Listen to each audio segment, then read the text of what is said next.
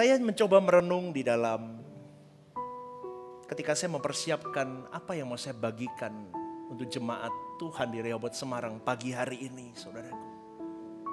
Satu hal ada yang mengusik di dalam hati, jiwa dan pikiran saya tentang kesalahpahaman orang Kristen tentang bertuhan itu.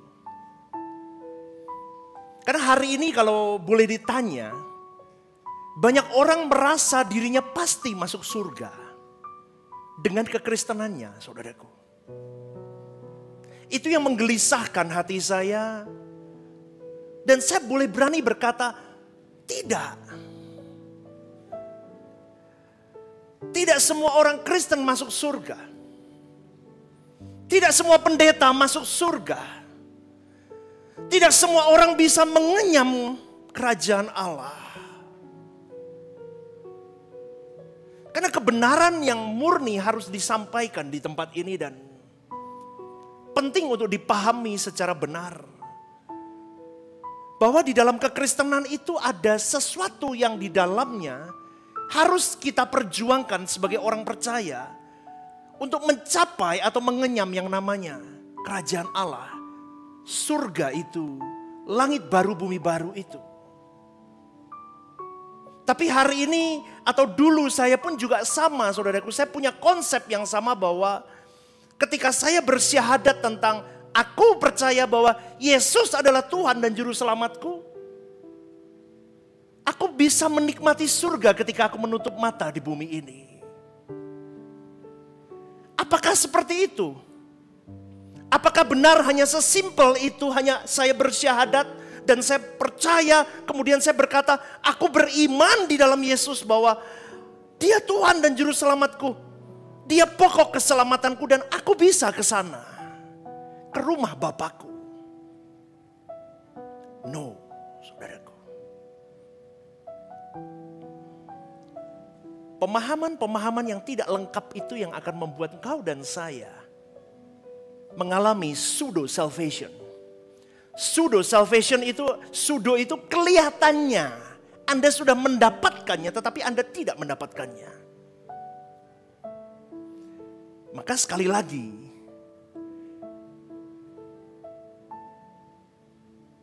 jangan katakan setiap gereja sama, tidak sama. Amin. Amin. Jangan katakan setiap ajaran Kristen sama. Tidak sama. Di tempat ini saya mau ajarkan kunci untuk engkau bisa sampai kepada Bapamu sesuai dengan apa kata firman Tuhan. Bukan apa kata saya.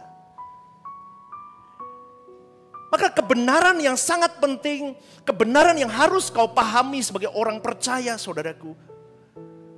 Di dalam kehidupan kekristenan itu tidak bisa dijauhkan dari hal yang namanya tentang pengudusan.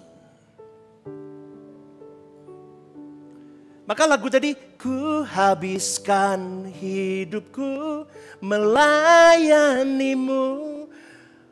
Kalau tidak digandeng dengan pengudusan hidup, kau tidak melayani Tuhan, kau melayani egomu. Setia sampai akhir tuh kerajaanmu. Kulihat senyummu Tuhan di ujung waktuku. Maka benar kata firman Tuhan, sedikit orang yang bisa melihat senyum Tuhan. Kenapa? Karena dia tidak hidup di dalam pengudusan Allah. Maka hal pengudusan ini penting.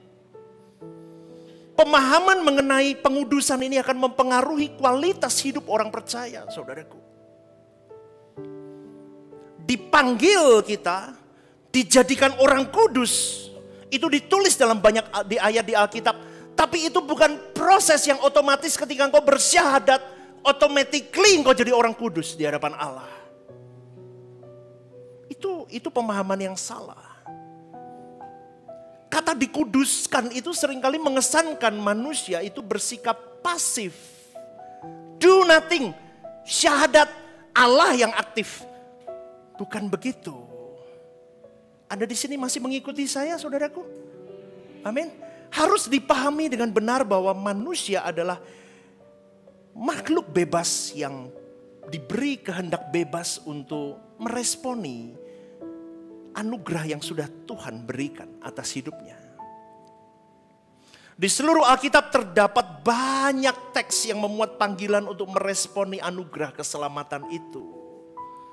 Karena anugerah itu diberikan kepada engkau dan saya. Tujuannya satu, untuk mengembalikan rancangan Allah semula yang sudah rusak. Karena Adam dan Hawa jatuh dalam dosa.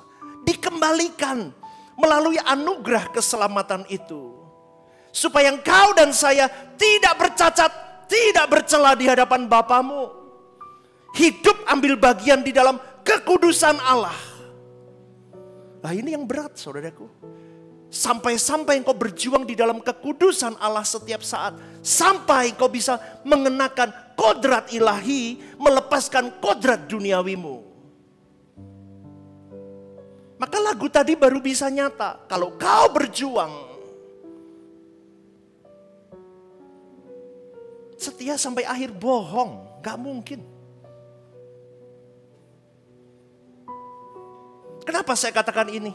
Saya belajar, saya teropong diri saya sendiri, bukan orang lain.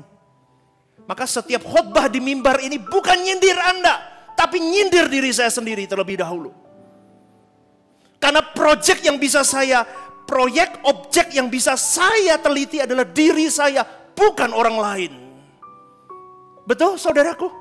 Saya sendiri yang saya teropong diri saya, penuh kemunafikan dulu. Maka lagu-lagu yang disampaikan di GSKI, lagu-lagu yang begitu luar biasanya, itu menjadi sebuah angan-angan yang harus kurangkum dalam satu cita-cita kuat. Aku mau melihat senyum Bapakku. Dengan cara apa? Kau berjuang mengembalikan gambar Allah dalam hidupmu. Hidup di dalam kekudusan. Aktiflah. Orang Kristen hari ini gak aktif. Orang Kristen hari ini salah belajar. Orang Kristen hari ini salah memaknai keselamatan.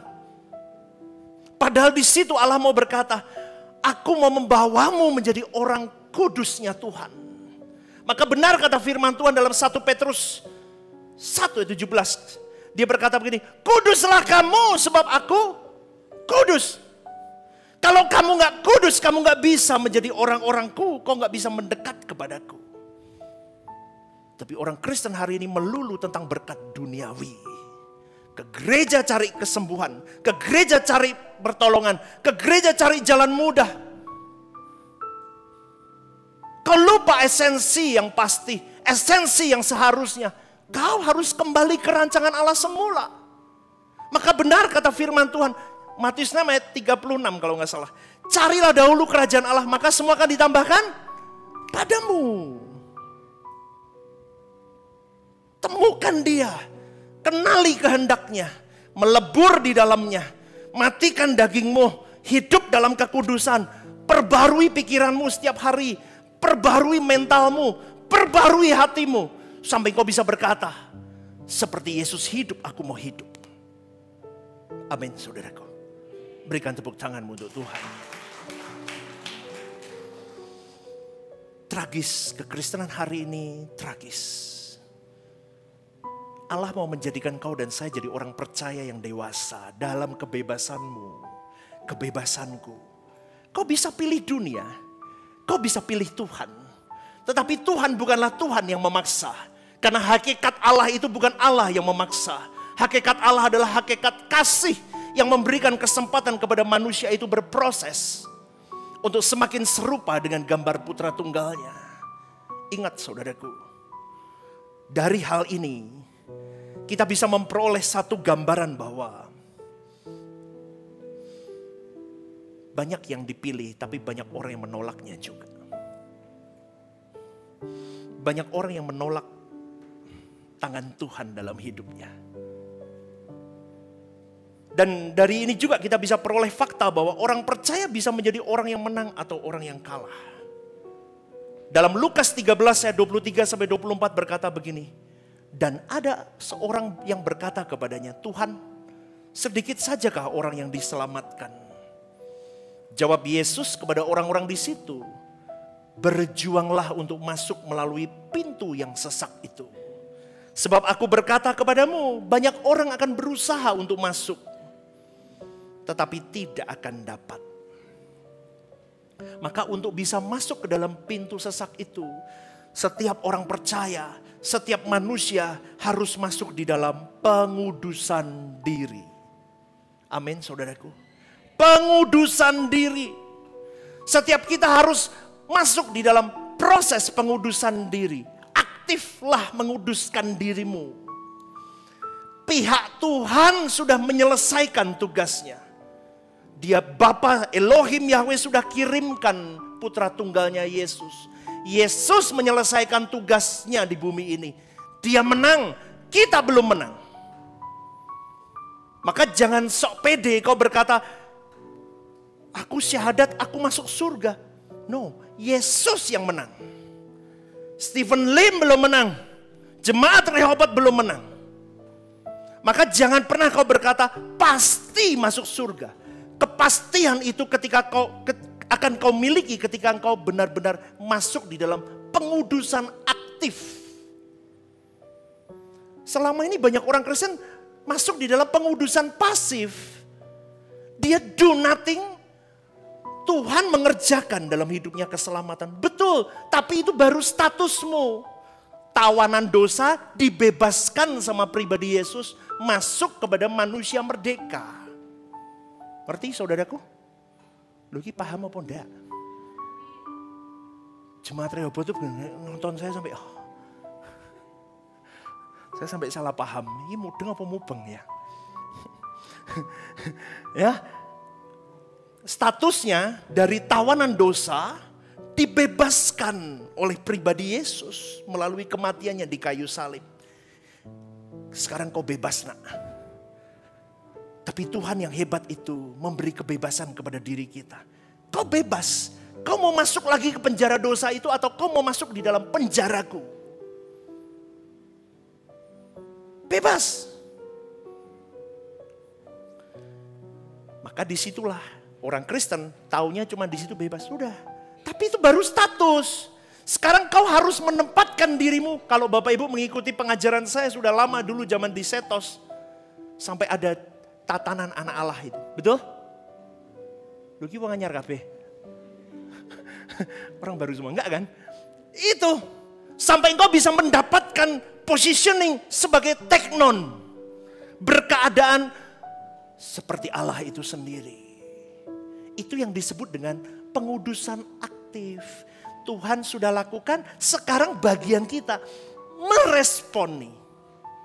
Aktif, do something, do something, do something. Hidup benar, hidup di dalam kekudusan Allah.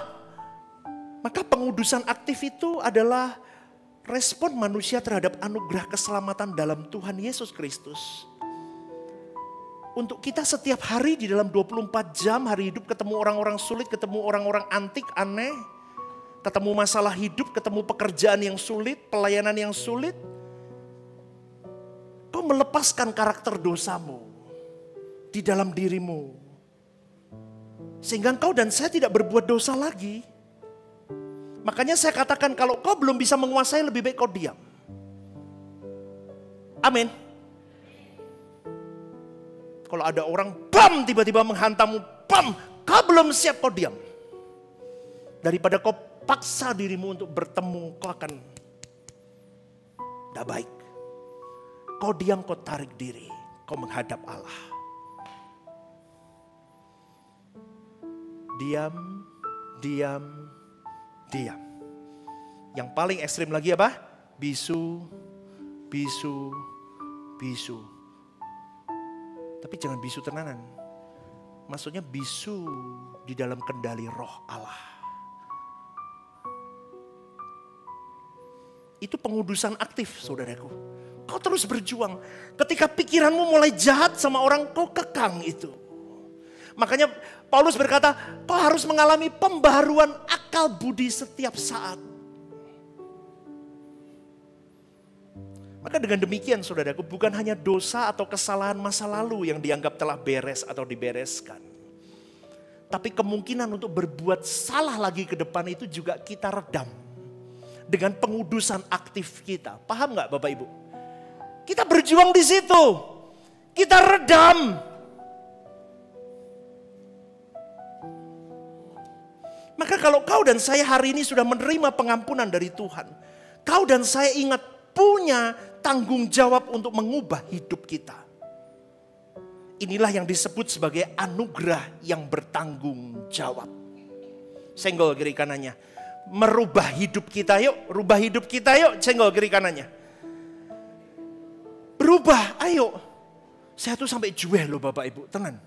Saya ngajari orang di depan ini ya. Saya berjuang sendiri. Wangelnya minta ampun. Tenang. Dua blek. Tenang. Susah. Saya sadar kok. Saya sadar kadang saya sampai di titik saya gagal menjadi orang tua rohani. Full timer saya yang dekat dengan setiap hari sama saya aja. Saya bisa gagal loh. Saya sampai kadang ngomong. Padahal tiap hari sama saya bisa kecolongan. Ini real Bapak Ibu. Maka benar kemarin Rabu saya katakan, seorang Stephen Lim, Anda tidak bisa mengubah orang lain. Tapi kita bisa menjadi teladan untuk orang lain. Yang mengubah orang lain itu adalah Roh Kudus. Itu pun Roh Kudus tidak bisa mengubah orang itu kalau orang itu tidak membuka dirinya dan meresponi apa yang dia mengerti tentang kebenaran. Betul? Maka jangan pernah menyesal. Kadang saya putus asa Bapak Ibu. Ya ampun. Ngajari menungso sampai keringetan bengak-bengok. Sampai mulutnya kering. Ora berubah. Tidak berubah. Itu yang saya sedihkan. Kenapa kau tidak masuk di dalam pengudusan aktif? Jangan pakai perasaan. Tentang harga diri. Nilai diri. Gak ada guna. Yesus saja diinjak-injak begitu. Kalau kau mau melayani Tuhan, matikan semua. Sampai kau diinjak-injak seperti apapun. Kau berkata itu bagian dari aku menguduskan diriku secara aktif di hadapan Tuhan. Orang boleh nyalahpahamimu. Orang boleh jahat sama kamu. Orang boleh salah paham sama kamu. Tapi tetaplah jadi orang benar. Orang tepat di mata Allah. Sampai Tuhan bisa melihat. Ini benar dia berjuang. Meskipun kita belum perfect saudaraku. Tapi butuh pengudusan aktif. Kristen harus berjuang. Katakan amin. Kristen harus berkorban. Kristen harus berani perih. Kristen harus berani sakit. Kristen harus berani bayar harga. Itulah yang disebut dengan anugerah yang bertanggung jawab. Orang yang sudah menerima pengampunan Tuhan harus berani memberikan dirinya, membuka dirinya untuk Roh Kudus, rohnya Bapa itu sendiri. Roh dari Elohim Yahweh itu sendiri bekerja dalam dirinya, diperbaiki oleh Tuhan. Sampai gambarnya yang rusak itu di dalam diri manusia itu diperbaiki oleh dirinya. Sampai kembali ke rancangan Allah semula. Saya ngomong begini bukan karena saya, gampang, enggak gampang. Tapi kelihatan, Anda bisa melihat setiap mulut yang saya lantun keluar dari mulut saya ada seorang laki-laki yang berjuang menyenangkan hati Bapaknya. Dan saya rindu Anda pun juga di situ.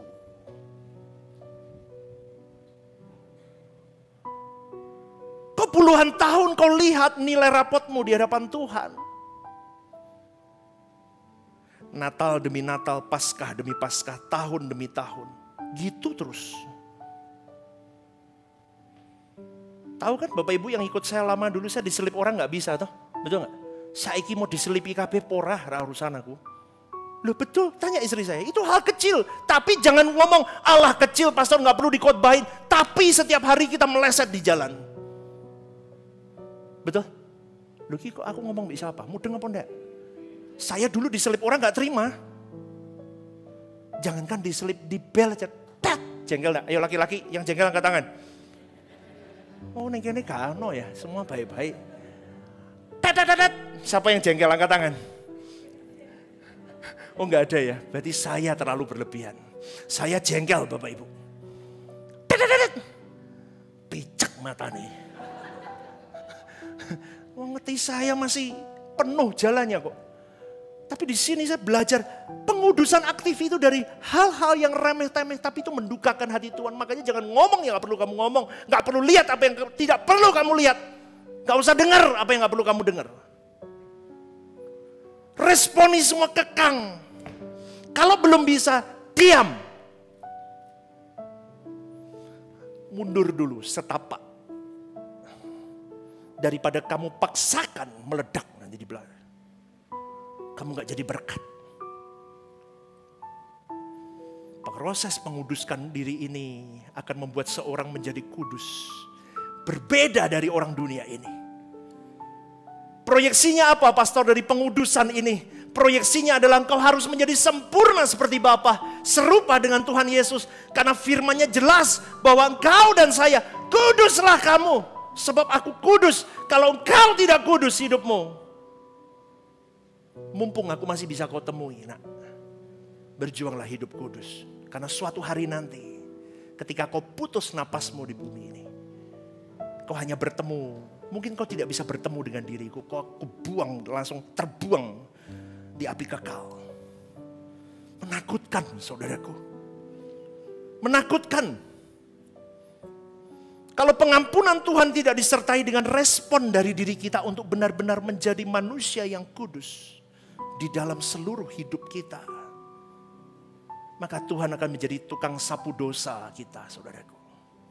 Dan itu pandangan yang bertahun-tahun melekat di dalam pikiran kita. Coba bayangkan ya, kalau seorang pencuri hanya dimaafkan karena kejahatannya mencuri, tapi tidak diajar untuk tidak mencuri lagi, maka dia akan semakin merajalela dan tidak akan berhenti dari dosanya. Kalau orang percaya menerima pengampunan tanpa didikan, saudaraku, untuk menjadi sempurna seperti Bapaknya, kembali kepada rancangan Allah semula, apa gunanya kau jadi orang Kristen hari ini? Kau hanya masuk di dalam perubahan status dari pemberontak, dilepaskan jadi tawanan yang bebas dari tawanan. Tapi ini sekarang perubahan statusmu harus kau perjuangkan untuk engkau bukan hanya jadi orang bebas, tapi jadi anak Bapakmu. Anda mengikuti sampai di sini? Jadi anak Bapakmu. Berkeadaan kudus seperti Bapa, sempurna seperti Bapa. Itulah yang disebut dengan teknon. Berkeadaan seperti Bapa itu sendiri. Menjadi kudus seperti Dia kudus. Inilah yang menempatkan kau dan saya menjadi anak-anak Allah yang sah. Baru dicap sah. Baru kau bisa berkata, aku pasti memiliki keselamatan itu di tanganku. Karena aku berjuang selama aku hidup. Kamu tidak mau berjuang tapi kamu mau itu. Gak bisa dong. Maka di dalam 1 Petrus 1:17 diingatkan bahwa kalau kita memanggil Allah Bapa, hendaknya kita hidup di dalam ketakutan selama kita menumpang di bumi ini.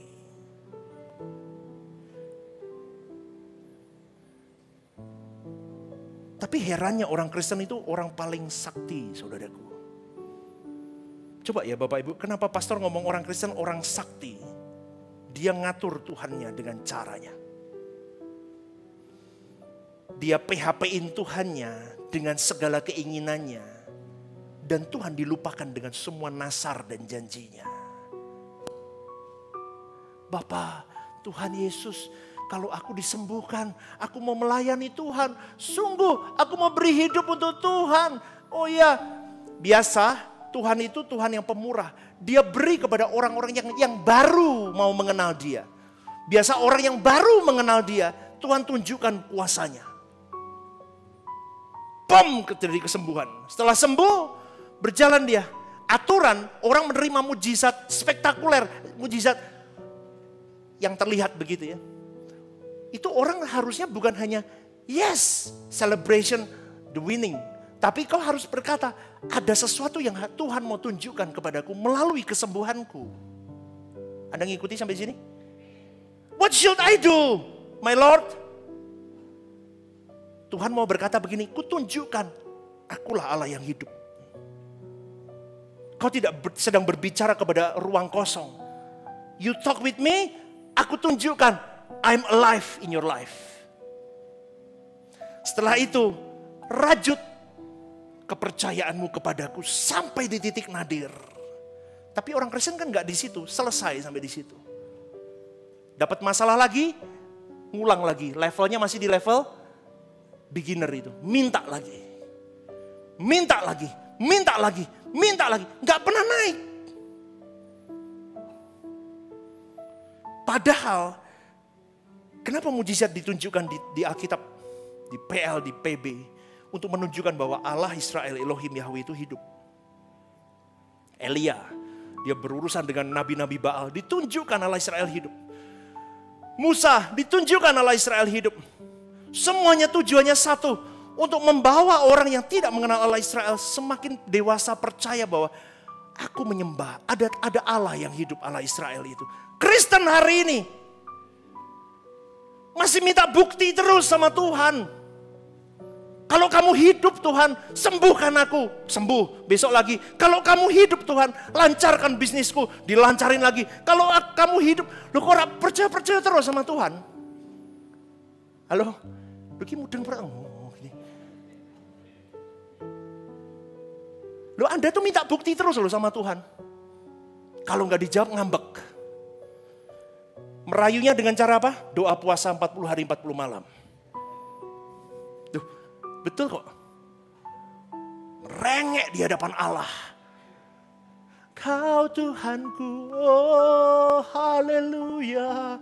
Dengarkan doaku. Tuhan ngomong aku rak budek nak. Saya tidak budek. Saya tahu kau tidak mengucapkan pun saya tahu isi hatimu. Tapi saya tidak kabulkan doamu. Bukan aku tidak sayang kepadamu. Tapi aku mau kau lebih dalam mengenal aku. Kau masuk dalam tingkat yang lebih dewasa, lebih mature. Sampai di satu titik, kau tidak sembuhkan aku Bapa, it's okay. Aku tidak marah kepadamu, tapi aku berterima kasih melalui sakitku ini. Aku semakin dekat kepadamu. Kehendakmu yang jadi bukan kehendakku. Tuhan maunya di situ. Beri tepuk tangan dulu dong. Betul? Tuhan maunya itu. Maka dibutuhkan pengudusan aktif. Artinya apa? Kau semakin mengenal kehendak Bapamu. Kau duduk diam tiap hari 30 menit minimal.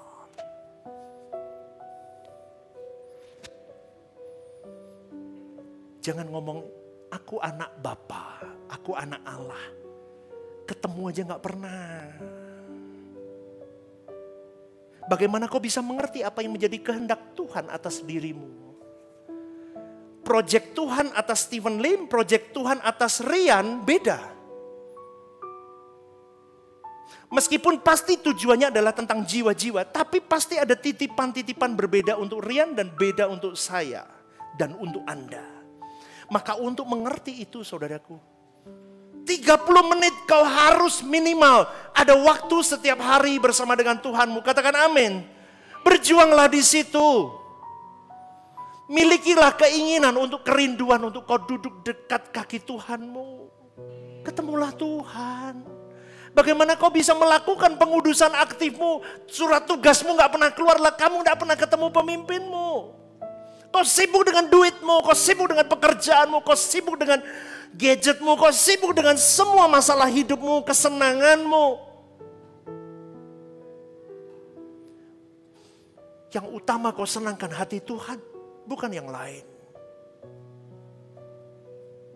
Orang bisa berkhotbah contek buku, bisa dengerin khotbah orang, ditulis ulang, bisa. Tapi orang yang duduk dekat kaki Tuhan beda, saudaraku. Kau bisa rasakan itu. Amin. Kau bisa lakukan itu dalam hari hidupmu. Kau punya waktu dengan Bapamu. Supaya surat tugasmu hari itu keluar. Tiap pagi cari Tuhan. Bapa, apa yang harus aku lakukan hari ini untuk aku bisa mengoptimalkan pengudusan aktifku dalam hidupku ini? Tanya Tuhan. Jangan sok, saudaraku, kau bisa menghadapi hidup? Gak bisa. Sebelum menghadap dunia, hadap Bapamu dulu. Ingat, Yesus model anak yang menyukakan hati Bapanya. Yesus punya ciri khas hidup, dia selalu berdoa. Saya sudah sampaikan itu berkali-kali di mimbar ini. Yesus dia punya style, dia suka berdoa. Dia cinta berdoa kepada Bapanya. Setiap kali dia ada kesempatan, dia selalu berdoa. Yesus adalah gambaran yang menyukakan hati Bapanya. Maka kalau kau dan saya hari ini mau seperti Yesus hidup, buka dirimu, punya waktu bersama dengan Bapamu di surga. Minta pengampunan untuk kau. Bapa, selama ini aku udah terlalu jauh. Aku tidak pernah melakukan apa yang harus aku lakukan dalam hari hidup. 40 tahun aku buang hidupku. 50 tahun aku buang jadi Kristen yang tidak tahu tujuan kekristenanku. 20 tahun aku berjuang jadi kekristenan. Aku hanya meminta, menuntut. Hari ini saya ajarkan di gereja ini. Jangan lagi menuntut, tapi memberilah untuk Tuhan. Amin, saudaraku. Berikan tepuk tanganmu untuk Tuhan. Pengudusan darah Yesus itu berhenti sampai status kita berubah. Karena pengudusan harus berlanjut pada proses di mana kita dikuduskan. Harus benar-benar kudus. Kita harus berjuang tenggelam di dalamnya. Karena dalam 1 Tesalonika 4 ayat 7 firman Tuhan berkata, Allah memanggil kita bukan untuk melakukan apa yang cemar, melainkan apa yang kudus. Dan masih banyak teks lagi lainnya, saudaraku, menggambarkan bahwa kau dan saya orang percaya dipanggil untuk hidup di dalam kekudusan Allah. Itulah yang saya sebut dengan kekudusan aktif. Ketika kau pegang gadget, kau bisa cari hal-hal yang tidak tepat di mata Allahmu. Tapi kau berkata tidak. Apapun yang mengikat dirimu hari ini, saudaraku, apapun itu, pornografi, cinta uang, gila, hormat, makan, seks. Kan ini kan, musuh manusia ini kan. Benar nggak? Atau ada lagi bisa ditambahin? Seks, makan, cinta, uang, uang ya. Cinta, uang. Minta jabatan. 5 ini yang mengganggu konflik di dalam itu kan ini. Jangan kotor hidupmu. Milikilah perjuangan untuk menguduskan aktif dirimu setiap saat. Apapun itu. Berteman dengan siapapun. Ingat, pertemanan, lingkungan, organisasi apapun harus membawa dirimu kepada Tuhan. Kalau gereja ini pun tidak membawa dirimu kepada Tuhan, tinggalkan gereja ini. Saya tidak cari jemaat banyak, saudaraku. Tapi saya cari jemaat yang memang benar-benar mau diajar, mau dididik. Saya butuh orang-orang yang memang mau benar-benar untuk Tuhan segalanya. Susah loh. Ajaran ini tidak gampang, saudaraku. Tidak gampang. Pengudusan pasif dari Tuhan, sekarang kita pengudusan aktif. Dikuduskan dengan darah Yesus, itu tidak melibatkan peran kita. Kita terima anugerah itu, anugerah keselamatan. Tetapi anugerah keselamatan harus aku responi dengan penuh tanggung jawab. Dengan aku aktif hidup di dalam kekudusan. Contohnya siapa? Yesus contohnya. Bapa tidak kelihatan, Yesus kelihatan di bumi ini, betul? Amin. Aku contoh Yesus. Tapi nggak bisa toh pastor nyontoh Yesus, berat. Bisa. Makanya punya waktu dengan Bapamu. Duduk dekat kaki Tuhan saat teduh di kamar doamu. Baca firman. Firman menuntunmu. Buka hatimu. Yesus berkata, aku naik, ku kirim Roh Kudus. Kita punya firman, kita punya gambar Yesus, kita diberi Roh Kudus. Jalan. Tapi kebebasan tetap diberi sama kita. Kenapa? Karena Tuhan sedang cari quality dari seorang pribadi manusia. Kita bukan robot. Dari kebebasan itu, kamu mau sempurna gak seperti anakku sempurna? Kalau kau mau sempurna, pakai kebebasanmu untuk kau aktifkan dirimu. Jangan jahat sama orang. Jangan asumsi negatif sama orang. Jangan sakiti orang. Jangan terus. Sampai kau bisa berkata, yes, jangan balas kejahatan dengan kejahatan. Diam. Terus berjuang saudaraku. Dulu mata duitan sampai tidak mata duitan. Dulu kalau memberi pelitnya mintamu, sekarang tidak pelit. Dulu kalau disakiti orang membalas, sekarang tidak membalas. Dulu ngomong sembarangan, sekarang tidak ngomong sembarangan. Terus dipangkas. Tapi cara Tuhan memangkas, dipertemukanlah engkau dan saya dengan orang-orang yang menyakitkan itu. Dia terus bidik titik lemah kita. Maka tadi saya ngomong, jangan ngomong itu hal kecil diselip mobil. Kalau itu titik lemahmu setiap saat, kau misuh. Gara-gara diselip mobil, dibel orang, itu titik lemahmu. Itu membuat kau tidak berkenan di hadapan Allah. Kau akan dipertemukan itu terus. Berjuanglah, kekang jiwamu, kekang dagingmu. Supaya kematian Yesus itu tidak sia-sia dalam hidup kita. Tahun lalu masih ngambek-ngambek, masih marah-marah. Diserang orang, kau masih balas orang. Hari ini kau diam. Kalau kau udah siap baru kau temui orang itu. Betul? Halo? Itu lebih bijak. Kalau dulu saya enggak.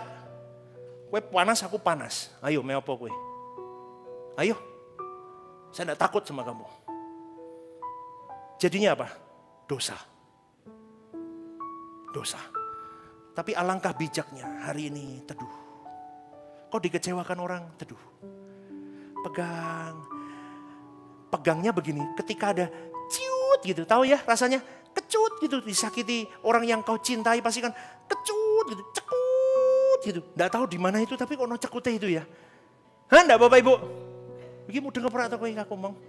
Ada rasa yang, siapa yang pernah ngalami? Nera pernah robot gue berarti.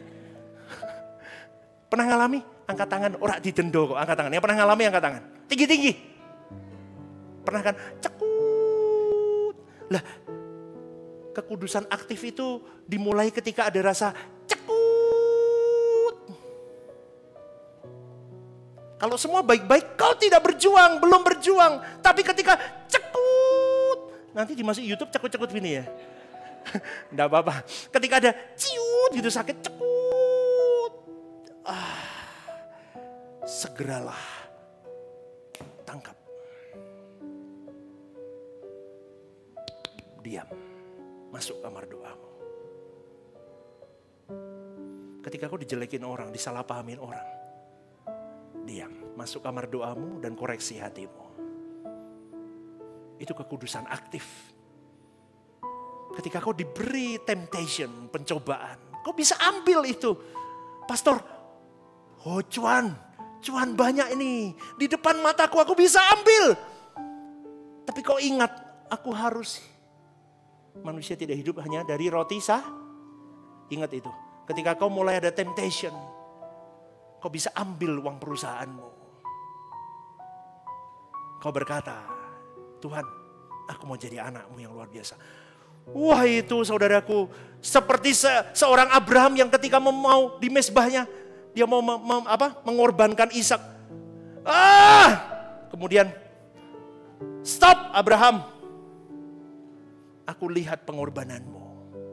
Saya yakin hari itu malaikat penghuni surga bertepuk tangan. Akhirnya ada manusia yang teruji. Dan kelasnya beda. Lah sama. Tapi sekarang kita tidak begini. Tapi ketika ada sesuatu yang bisa kita ambil untuk daging kita dan kita berkata, no. Maka surga akan bersorak-sorai dengan hidupmu dan hidupku. Amin saudaraku. Berikan tepuk tanganmu untuk Tuhan. Itulah pengudusan aktif. Kau berjuang hari-hari hidup. Indah loh ikut Tuhan begitu. Nyanyi dulu yuk satu lagu yuk. Kalau enggak ngantuk nanti. Hari ini pengudusan mumet ya. Mumet enggak Bapak Ibu? Ajarku memahami semua yang kau ingini agar hidupku puaskan hatimu. Katakan, bagimu aku rela sepenuh hati menghamba, serahkan diri, genapi karyamu. Ajarku memahami semua yang kau ingini agar hidupku puaskan hatimu. Katakan saudaraku, bagimu aku rela sepenuh hati menghamba, serahkan diri, genapi karyamu. Nyanyinya begini, ajarku memahami semua yang kau ingini. Lah wis diomong ke Stephen Lim ngo. Halo? Lalu Stephen Lim dah ngomong, hiduplah di dalam kekudusan tiap saat nak. Supaya kau bisa memuaskan hatiku. Jelas. Tapi Kristen hari ini gak mau repot. Repotlah hari ini supaya di kekekalan kau gak repot. Saudaraku. Kau jangan sombong, kau berkata aku hidup kuat. Hari ini kau kaya, kau punya duit, kau terhormat. Kau punya banyak pengikut, kau punya apapun di tanganmu hari ini. Satu kali kau jatuh di kamar mandi kepleset, kau koma, kau stroke, setengah mati saudaraku. Jangan sombong. Jangan kau berkata kau takar hidupmu masih panjang usiaku. Siapa tahu malam ini Tuhan panggil hidupmu. Dan kau tidak beberes setiap hari. Semakin mengerti kebenaran seharusnya semakin kau mempersiapkan dirimu untuk berkemas-kemas dengan benar.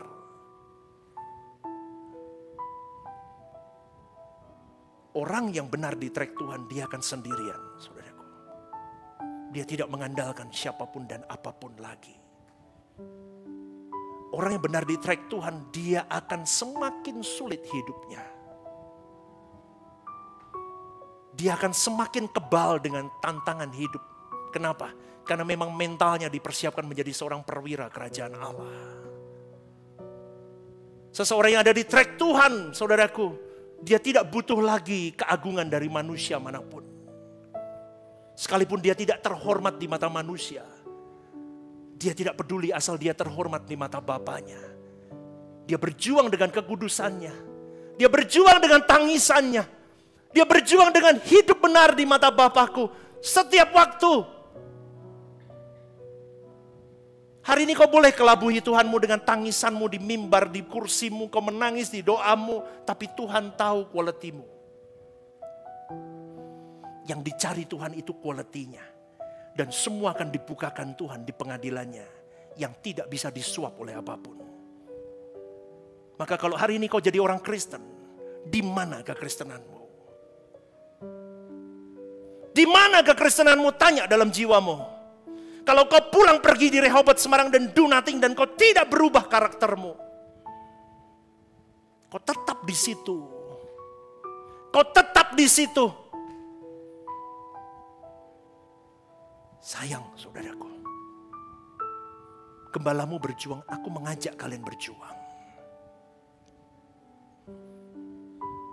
Maka saya selalu katakan layanilah dia dengan segenap hatimu, segenap jiwamu, segenap akal budimu. Segenap kekuatanmu. Seperti 5 gadis bijak yang sedang mempersiapkan mempelainya hadir. Saya selalu berkata dalam diri saya, kemungkinan hari ini hari terakhir saya khotbah atau pelayanan. I giving my best. Sama, Anda juga ketika Anda berangkat bekerja, Anda mulai aktivitas hidupmu setiap hari, kau mulai berkata, ini hariku terakhir melayani Tuhan. Maka aku mau beri yang terbaik dalam diriku.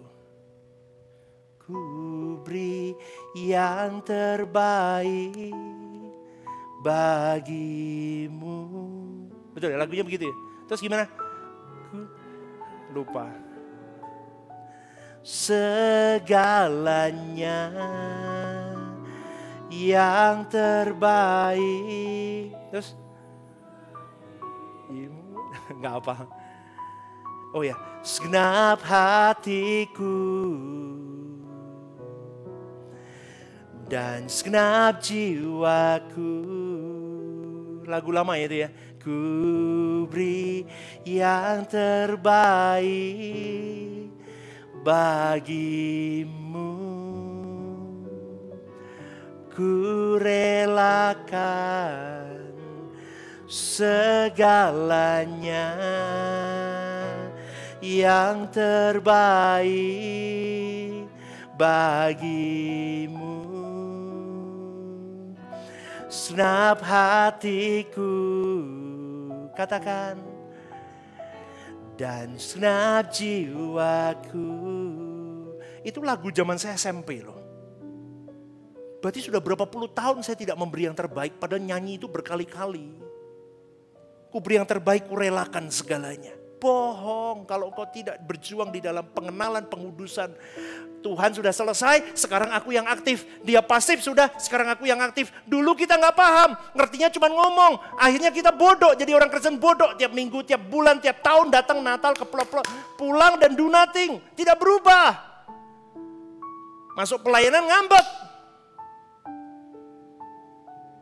Dulu kalau saya di gereja lama, Bapak Ibu, gereja gede loh.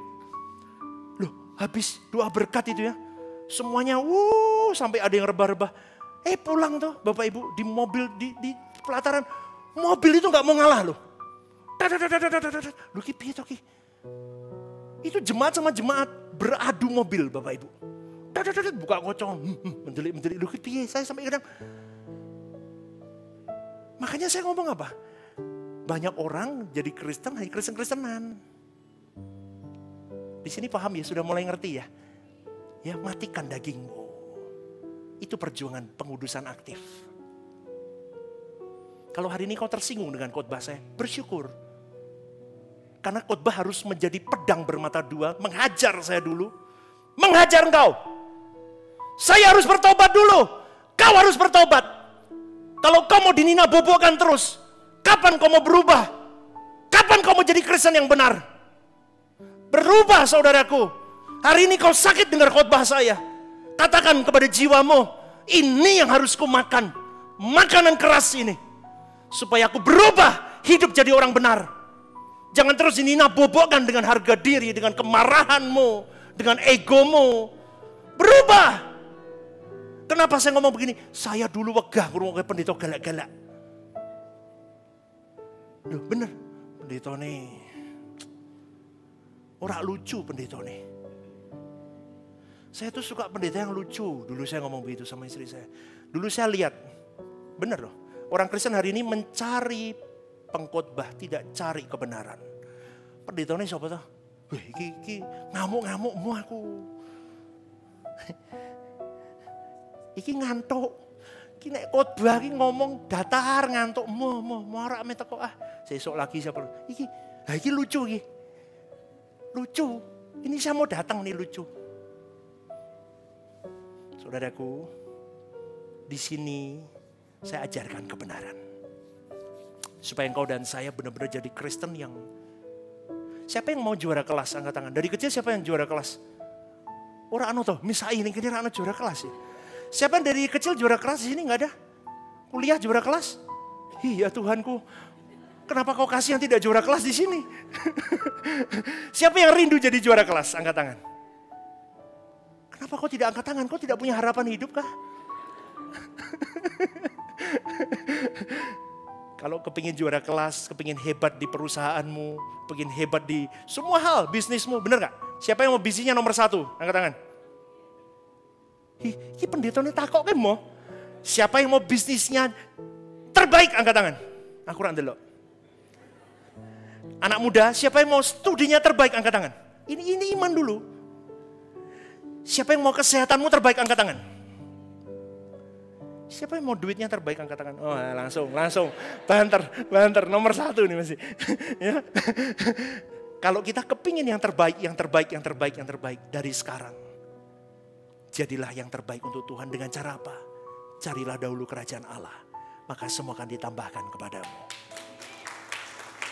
Amin. Amin, saudaraku. Udah ya? Habis itu waktunya? Besok lagi lanjut lagi. Anda diberkati Tuhan. Berikan tepuk tangan yuk bagi berdiri.